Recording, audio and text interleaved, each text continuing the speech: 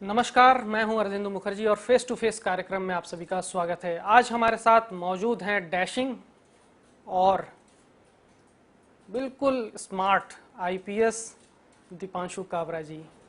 Smartness इसलिए कह रहा हूं कि सिर्फ ये दिखने में नहीं, काम में भी स्मार्ट है। दीपांशु जी, सबसे पहले मैं जानना चाहता हूं कि केमिकल इंजीनियरिंग किया आपने, उसके बाद आईपीएस, तो क्या ये पहले से प्लान करके रखे थे या संयोगवश कुछ हो गया?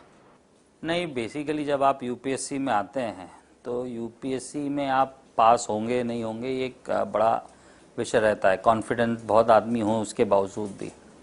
तो 12वीं में जब हम लोग हमारे यहाँ नॉर्मली महाराष्ट्र से हम लोग को पीसीएम बेसिस पे, उस समय पीएमटी और ये वाली पीईटी एग्ज़ाम्स नहीं लेते थे, तो हमारे 12वीं के मार्क्स के बेसिस पे ये सिलेक्शन होता था। तो जो भी अच्छे बच्चे होते थे जिनके 95% एंड अबाउ पीसीएम में मार्क्स थे, सब इंजीनियरिंग जा रहे थे। तो उस समय Lakshmi Narayan institute of technology chemical engineering Nagpur में जो है, ये गवर्नमेंट यूनिवर्सिटी ऑफ नागपुर का कॉलेज है। तो मैंने ये इसलिए चुना कि मान लीजिए मुझे यूपीएससी में सिलेक्शन नहीं होता है तो एक ऑल्टरनेटिव आपके पास रहे कि हम कुछ या तो नौकरी कर लें या फिर कोई बिजनेस छोटे यूनिट से भी स्टार्ट कर लें। केमिकल इंजीनियरिंग की ऐसा कोई सब्जेक्ट उस वक्त यूपीएससी में नहीं था, आपने सब्जेक्ट चेंज किया और पहले ही अटेम्प्ट में क्लियर किया?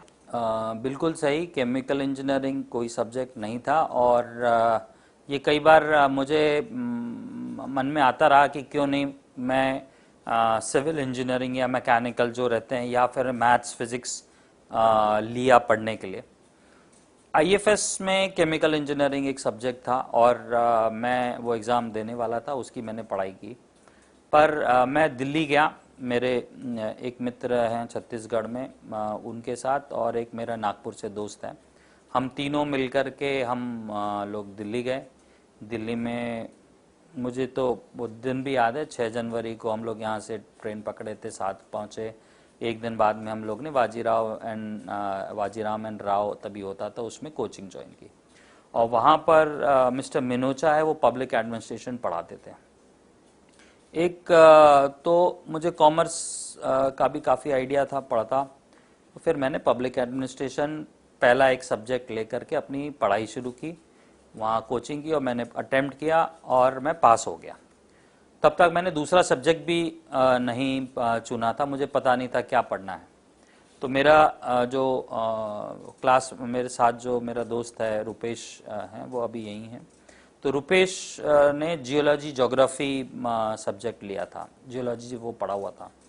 तो मुझे ज्योग्राफी बड़ा पसंद था। ज्योग्राफी में मैं सोशल साइंस में हमेशा 99-100 आते थे, तो मैंने दूसरा सब्जेक्ट ज्योग्राफी ले लिया और दोनों में हम लोग दोनों साथ पढ़े और मैं पहले अटेम्प्ट्स में मेंस पास हो गया।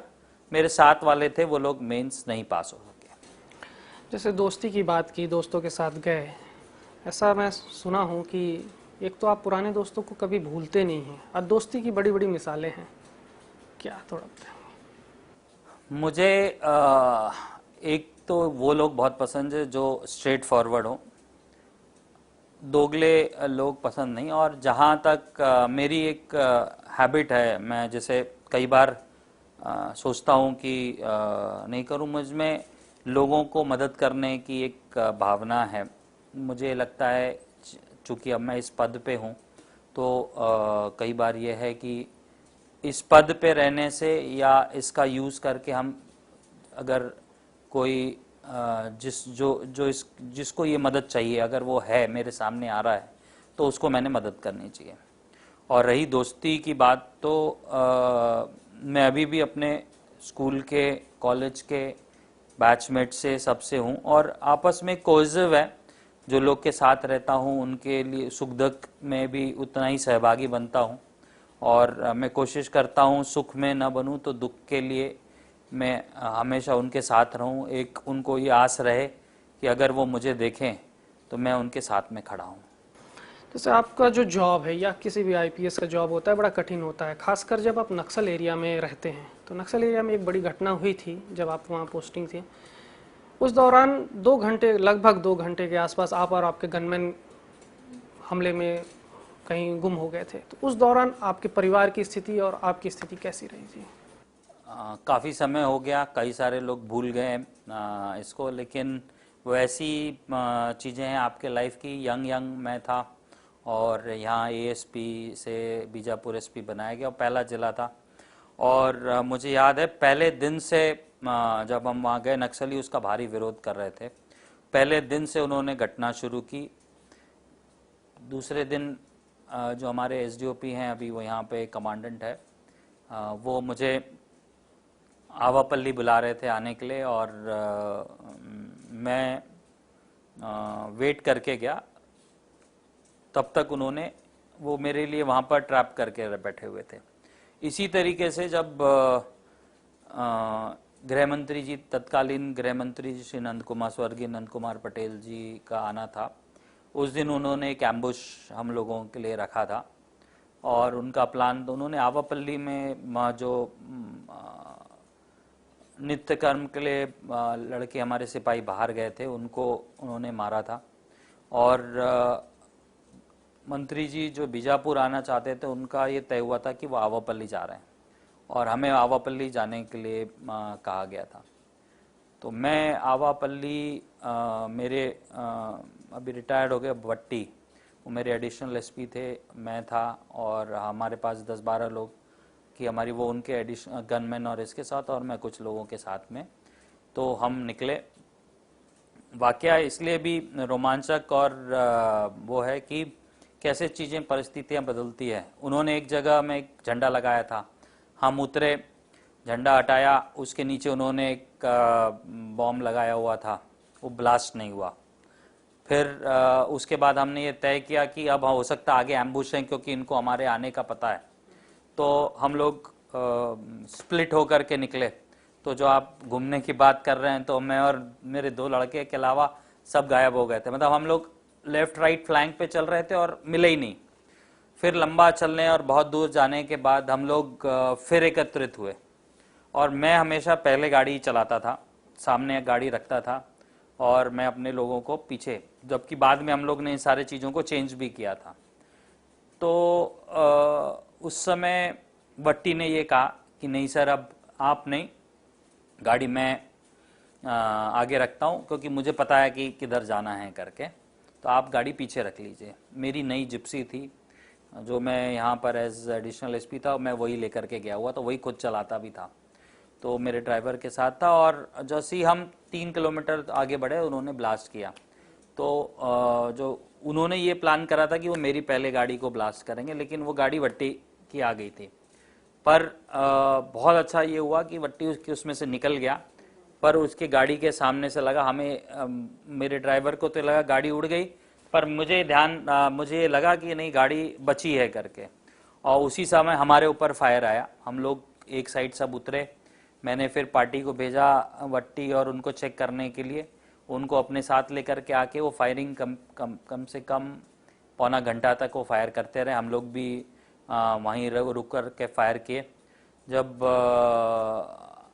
बाद में 1-2 फायर हमारे लड़के लोग ने निकल के बर्स्ट फायर, मैंने बोला आगे बढ़ के बर्स्ट फायर जब किए, तब वो वहाँ से भागे। और उसके बाद जब गृह मंत्री जी उतर रहे थे, तो हमको ये भी अंदेशा था कि कहीं जहाँ वो उतर रहे हैं वहाँ पर भी तो उन्होंने ब्लास्ट नहीं किया हो। तो फिर हमारे लड़के वहाँ, हम लोग ने तब तक सेट से डाले, तो हमारे लड़के वहाँ से उनको उतरने से मना किए और वो बीजापुर आए। उस समय मेरी वाइफ साथ थी, और चूंकि आईजी श्री पासवान और वो लोग गेस्ट हाउस आए थे, और वो गेस्ट हाउस में ही मेरा एक कमरे में मैं परिवार सहित रहता था। तो मेरी वाइफ बहुत परेशान हुई, उसको 2 घंटे पता ही नहीं चला कि क्या हो रहा है करके, और हम लोग की क्या स्थिति क्या है। पर उसका धाड़स पासवान साहब बनाते रहे, और अंत में फिर बाद में हम लोग, मुझे उतनी चोटें तो नहीं है, वट्टी को काफ़ी चोटें थी, और बाद में वो ठीक हुए। तो ऐसी ओकेजन्स और लोगों के भी साथ, और ऐसे वो कंटिन्यूस करते रहे। हम कहीं ना कहीं किसी भी तरीके से बचते रहे, कभी जाते कभी नहीं जाते। एक बार उन्होंने हमारे लिए कम से कम 50 किलो लगा के एक्सप्लोजिव रखा था, जब वो हम भोपालपट्टनम जा रहे थे और आगे गए, पता नहीं मेरे ड्राइवर को ये अंदेशा हुआ कि साहब मेरे पास सूचना है कि आगे वो बैठे हैं या इन्फॉर्मेशन है, हम वापस आकर के बैठ गए। तो वो रात भर बैठे, अगले दिन उन्होंने ब्लास्ट किया वहां पर रोड पे। कई बार वो गए, हम बस से निकल गए। तो हम लोग फिर नए नए टैक्टिक्स इवॉल्व करते रहे, क्योंकि वो बहुत ज़्यादा एग्रेशन में थे, वो किसी भी तरीके से हमारे अफसरों को करें। उन्होंने रात भर 2 दिसंबर को पहली बार हुआ था PLGA के फॉर्मेशन डे पे, उन्होंने फायरिंग हमारे थानों में कंटिन्यूस करते थे। तब वो हमारे थाने, हमारे पास उतना बल नहीं था जो आज है, पर बड़े बड़े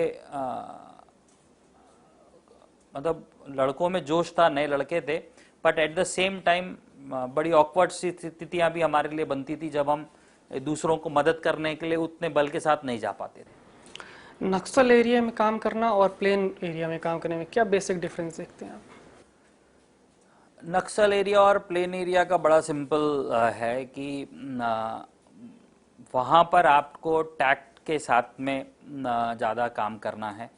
वहाँ पर आती हुई इंफॉर्मेशन को सही है गलत है को वेरीफाई करना आवश्यक है। आपके सोर्सेज वहाँ पर अच्छे रहना आवश्यक है। अदरवाइज या तो आप या अपनी टीम को किसी एम्बुश में फंसाने के लिए आप भेज रहे हैं।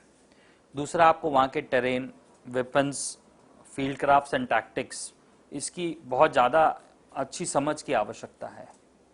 प्लेन एरिया में छत्तीसगढ़ अदरवाइज बहुत शांत है और बहुत क्राइम ऐसा नहीं है, बट जो हमारे इंडस्ट्रियल टाउन्स हैं जहाँ पर माइग्रेशन है बाहर का, वहाँ पर अच्छे क्राइम्स होते हैं। ज़्यादा गुंडागर्दी हमारे यहाँ उस तरह के जो पुराने ज़माने में गुंडे होते थे वो मोरलेस हम लोगों ने उसको ख़त्म करके रखा हुआ है। अब ऐसा कोई आदमी नहीं है जिसका कोई टेरर हो और जिसके नाम की तूती बोलती हो छत्तीसगढ़ में। पॉलिटिकल दबाव रहता है एज ए एसपी? पॉलिटिकल दबाव रहता है, ये तो आपके ऊपर है कि आप उसको किस तरह से लेते हैं। मैंने हमेशा ये पाया कि देखिए, मेरा ये थॉट प्रोसेस है कि जो नेता है जो है वो मैं उसको इस तरह से लेता हूँ पॉलिटिकल दबाव को कि हम पुलिस अफसर से, मेरे नीचे के थाने लेवल से लोग डरते हैं, भय करते हैं। दूसरा, हमारा व्यवहार उनके साथ ऐसा रहता है कि वो आम आदमी ये सोचता है कि मुझे किसी पत्रकार के पास में, किसी नेताजी के पास में, मुझे किसी इन्फ्लुएंशियल आदमी से ही वहाँ जाना चाहिए, तभी मेरी वहाँ सुनवाई होगी। और यही चीज़ अमूमन जो आप पॉलिटिकल प्रेशर की बात करते हैं कि लोग थाने जाते हैं और नेता फ़ोन करते हैं कि साहब ये हमारा आदमी आ रहा है, इनको आप देखिए। तो मेरा ये मानना है कि जो SHO अगर अच्छा काम करे, जो फील्ड लेवल पे जो हमारा कटिंग एज लेवल हमारा थाना है, अगर वो अच्छा काम करे तो ऐसी बहुत सारी चीज़ों की आवश्यकता नहीं पड़ेगी। दूसरा, जिसमें आपने किए, तो कई बार ये जरूर होता है कि जब आप 2 पॉलिटिकल पार्टीज़ के लोग आपस में भिड़ जाते हैं या कुछ सारी चीज़ें, तो मुझे लगता है कि एवरीबडी अंडरस्टैंड्स, और आजकल मीडिया और इस तरह की जितनी सारी हैं, तो ये SP के कॉन्फिडेंस पे रहता है कि वो उसको किस तरह से ले पाता है। कई SPs वन साइडेड हो जाते हैं, कई SPs 50-50 होते हैं, कई SPs होते हैं जो स्ट्रेट फॉरवर्ड रहते हैं कि साहब हम ये चीज़ करेंगे, ये नहीं करेंगे। बतौर SP IG आपने काम किया पुलिस विभाग में, ऐसी क्या खास वजह रही कि विभाग बदलकर अब परिवहन में आना पड़ा? नहीं, ये वजह का कुछ नहीं। परिवहन में पोस्टिंग ये शासन का प्रेरोगेटिव है और शासन ने ही मेरी पदस्थापना की है। मैं अभी लीड एजेंसी की एक मीटिंग ले रहा था आपके साथ ही, तो मैंने उनसे यही कहा कि ट्रैफिक मेरा एक बहुत प्रिय विषय रहा है। अगर आप मेरे याद होगा तो मैंने दुर्ग में भी ट्रैफिक को लेकर, रायपुर SP थे तो आप मंत्री की गाड़ी भी जब्त कराई और सारे जगह लड़के जो स्टॉप पे, लाइन पे, वहाँ पे चालान कराए। तो काफ़ी अच्छे काम उस समय ट्रैफिक पे, पूरा मालवी रोड और सदर में हम लोग पार्किंग नहीं होने देते, गाड़ी खड़ी नहीं होने देते, तो फ्री फ्लो था। तो ट्रैफिक मेरा एक पसंदीदा विषय था। तो यहाँ पर भी हम लोग को काफ़ी काम करना है। जैसे अभी आपने सुना होगा तो हम लोगों ने ये आधार के इसका किया। तो आईटी से रिलेटेड बहुत सारी चीज़ें हैं जो यहाँ पे है। Ministry of surface transport and surface transport की, गवर्नमेंट ऑफ इंडिया की बहुत सारी स्कीम्स हैं जिनको हमको इम्प्लीमेंट करेंगे।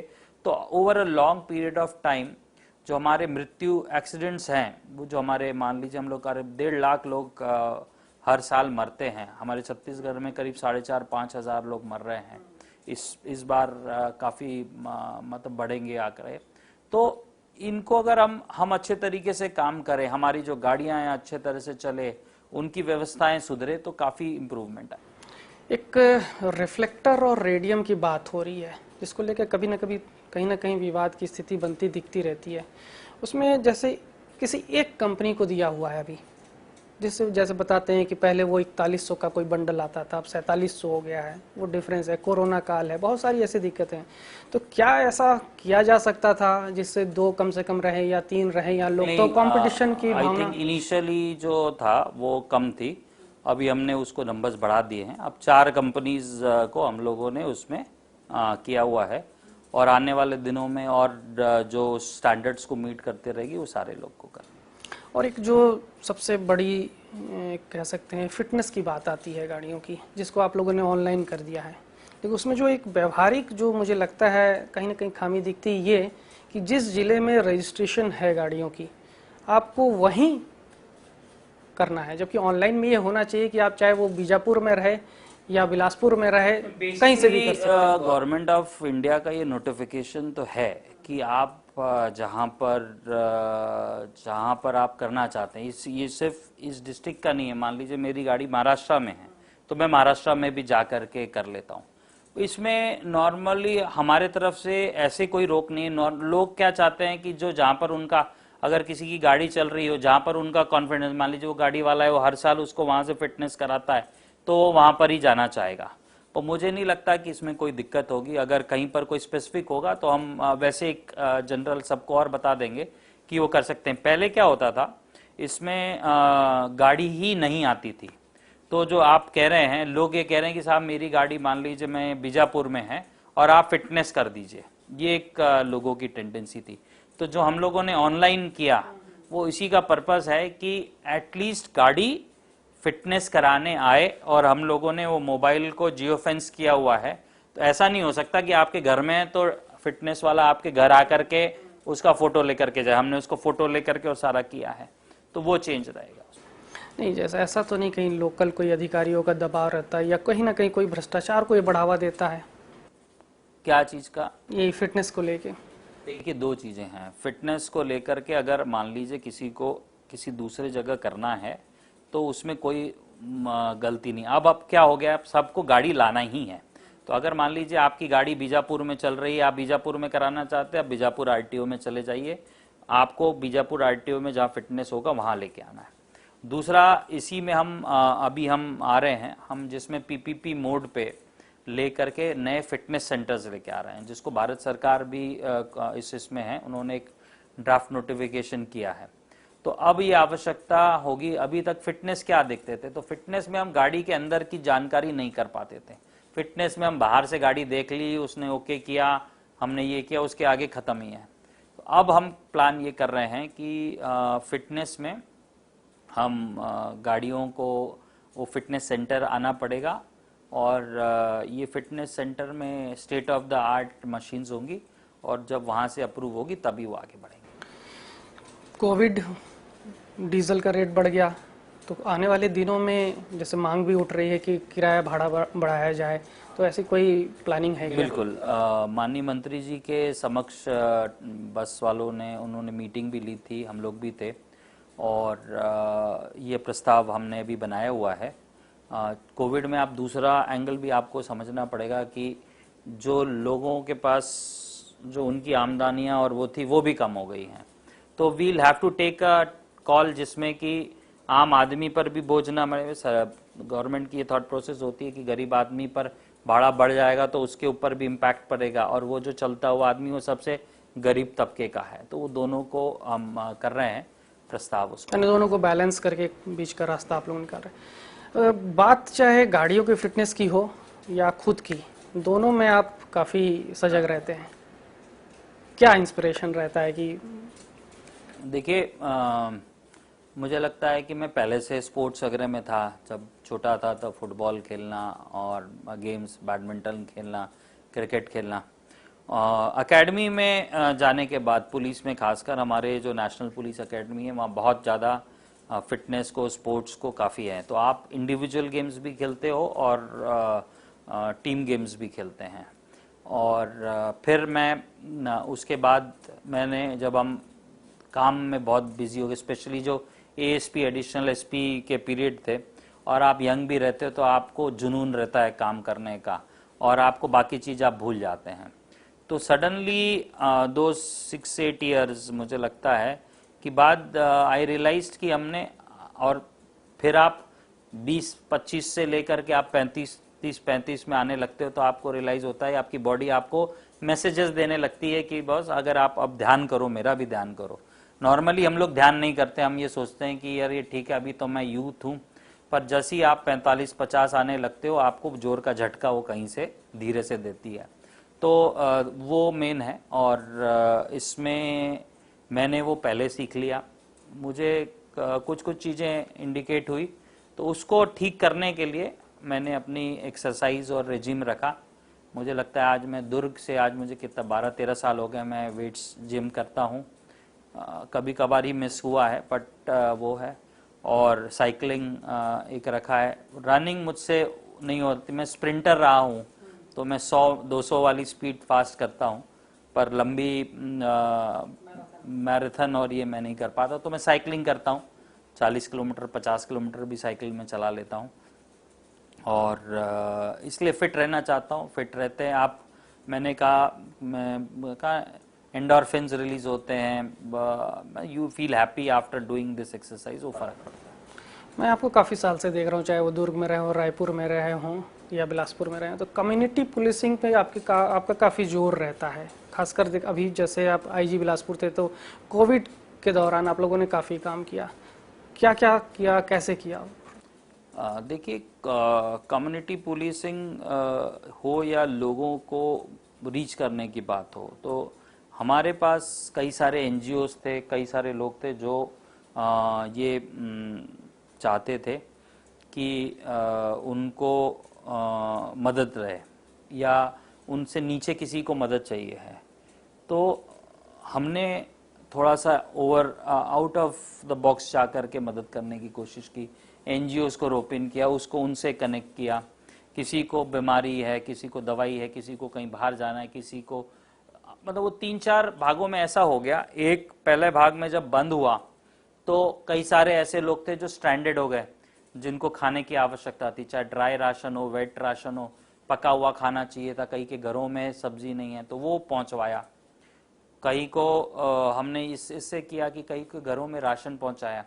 तो गवर्नमेंट तो कर रही थी, जो ऑगमेंटेशन एक्स्ट्रा था जो एनजीओस को, उसको हम लोगों ने मिल करके किया। वो फर्स्ट राउंड था।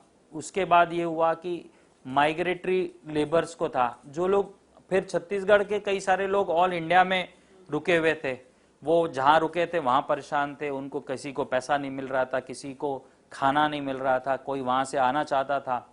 तो हमारे जो हेल्पलाइन नंबर्स थे वो तो एक्टिव थे, बट साथ साथ और ऐसे लोग थे जिनको नहीं पता था। कई अनपढ़ लोग थे। मुझे याद है एक महिला और उसकी बेटी थी, उसका हस्बैंड मर गया था और उनको पढ़ना लिखना नहीं आता। तो मुझे एक आदमी ने नोएडा से संपर्क किया। उसने बोला साहब मैं इसको खाना देने जाता हूँ, कोई कोशिश करिए कि इनको लेके आ जाएं। और न उनके पास पैसे थे। बोला मैं देता हूँ। तो हम लोग को, और न वो उनके घर वालों को भी कोई वो चिंता नहीं थी कि वो करें, उनके पास पैसे नहीं, हम कैसे लाएं। तो स्पेशल ट्रेनें चल रही थी, उसमें भी उसकी फ्रीक्वेंसी कम थी। उसी अक्रॉस कुछ ट्रेन चल गई तो फिर हमने उनकी यहाँ से टिकट कराई। मैंने वहाँ टिकट भेजी, वो आदमी ने वो टिकट ले करके उन लोगों को खुद जा करके बिठाया। तो ऐसे गुड सैमरिटन्स कई कई जगह हम लोगों को मिलते रहे, हमारे साथ जुड़ते रहे।